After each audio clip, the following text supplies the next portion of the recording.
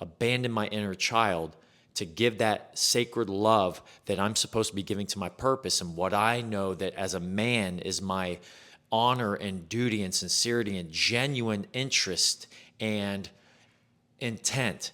I'm very intentional with what I want to do and the impact that I want to have on my family, my friends, myself, but my community and the world, right? This is a legacy in a sense. And I'm not trying to be the most famous person in the world by any stretch, but I would like to make an impact on people's lives. And that's sharing a positive vibration, sharing the ability to be authentic, to have the capacity to have a central nervous system that facilitates growth and facilitates success, how you define success, and having the competency to do it and to share that competency with people and guiding them into the future. And this is why I like to do transformational coaching.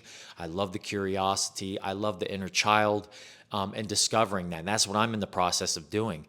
It takes a lot of dedication, work, and effort. And this is why I like to talk about the fact that if you can see the brilliance of an avoidant person and how smart they must be, how powerful and profound these people are, man. We all can be avoidant. Procrastination. You ever procrastinate in your life?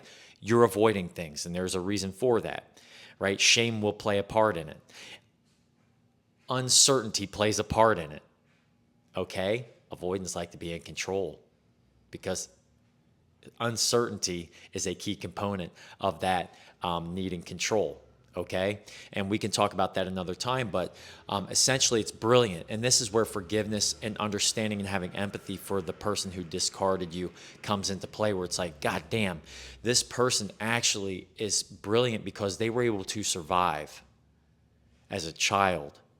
They were able to survive, most likely, parents who either consciously or unconsciously, I'll give the benefit of the doubt, let's say unconsciously, were living through their child, and that child could not be a child. They had to be an adult as a child and survive in that way. And that's in a nutshell. I'm not suggesting that's 100% what happens to everybody. And I know there will be people out there who will say, oh, there's a lot more to that. Of course there is. I'm simply for time constraints here. I don't like to say constraints. Let's say just for time's sake. Right. And so that's the really brilliant thing about it. And then when a person who's chasing, or that love addict whose conscious fears are abandonment and rejection, it's kind of brilliant in a sense that you can recognize what you're doing and take a step back, because essentially you're seeing the brilliance in that person, which is why you chose them to begin with. And that's why we're here. Why did you choose that person? And this gets down to the ends, the understanding and understanding of why we all choose to do these things. And so that's the power of the avoidance. And now we can get into why we attach and how we detach. It's unfortunate that we get into the conversation of detaching after the emotional execution has happened, because you are in agonizing pain and all you're trying to do is detach from that pain and forget about it, when that person's most likely their pain has been alleviated, having discarded you and been able to finally breathe again because they've been in survival mode, or that primal state of fear, anxiety, and all kinds of shit. And it turns out you both were. For me, I set the boundaries and didn't want to live in that state. But it turns out the discard, having been pulled out from you abruptly, the rug, actually benefits you in the long run, because now you're forced to face some shit.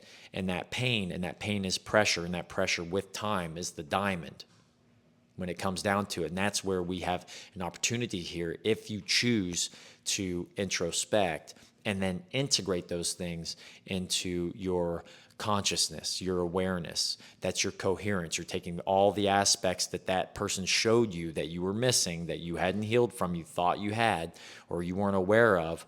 Now you're taking that and integrating it into your daily life and who you truly are as a more whole person. Now you take all of those parts of the whole and you integrate them and you become coherent. You're able to operate more in flow of life with all of that knowledge and information, the understanding that you've developed. That's the power of the avoidant attachment, is to recognizing your own attachment trope and coping with how it makes you feel, how you end up behaving. Because remember, if you can control someone's emotions, you can predict their behavior. Ultra consumer as an American, you have access to access. You are a consumer driven society, and we see what the material wealth has gotten America in terms of spirituality or lack thereof. And where our health, our mind, body, and spirit approach has suffered for it. And so that comes from being emotionally manipulated in essence, and we see how it affects our personal relationships, which is what we're talking about here. So there's my spiel, there's my tangent. I did get back to the circle, I think, on a couple of things. And if I didn't, feel free to leave a comment. I love to hear people's perspective. I'm certainly not 100% right on things, but if the information resonates with you, then certainly take some of it to the bank with you and sit with yourself for a bit. Start to understand yourself, man. Then get out there and you'll start to observe people. Right? Get off the dating apps and go out there and just talk to people. I can't tell you like how many times that instead of going on dates, I simply just go out and about. And if I see a person I'm attracted to, I'm just going to go talk to them. I'm a heterosexual man, but I talk to men all the time. I just go out there, I talk to people. You just go out and have conversations. And I end up sparking up. Yesterday, I was at a tea shop. They had this really great jasmine strawberry tea, green strawberry tea, whatever it is. Had a hint of strawberry flavor. It was awesome. No sugar, right? It had like just a little flavoring of some sort, but it wasn't sugar. So I had this half-hour conversation with two people, a nephew and his aunt, and they were enjoying their food. And I sat next to them. We got into a conversation about nutrition, about nervous system. We got into a conversation about some really great things, and we had a really great time, just strangers. Just really good people. And so it's really awesome to understand that you don't have to have a dating app to actually go out there and go on a date with somebody. I consider having like a 20 or 30-minute conversation with somebody, especially if it's a beautiful woman, right? I consider that to be kind of like a kind of a date without it being a date. Like you just have this great connection. You end up going out. It's been very easy having recognized these things and integrated a lot of my experiences like this into going out there and just meeting people and being around people. Dates come very easily, and and what I mean by dating is, for me, celibacy has been a really important thing for me. It always has been in my life. I've not been one to have heartbreak happen in my life and just go out there and subject myself to a bunch of shallow physical intimacy. It's not up my alley.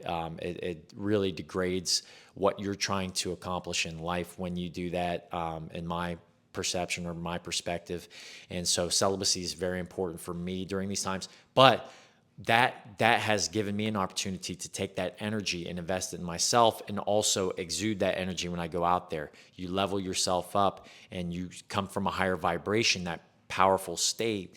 And people sense that from you, and it becomes very easy to have these awesome conversations and just vibe with people and have a good time, right? So for those who've heard my silk shirt method, it's not to look good, it's to feel good. It's to be in that vibrational state of relaxation and just knowing who you are, loving who you are, and then taking that love and expressing it in your aura, and people sense that and are attracted to it naturally. And that's just how we go. It makes me smile. It makes me light thinking about it, being able to talk about it with you guys.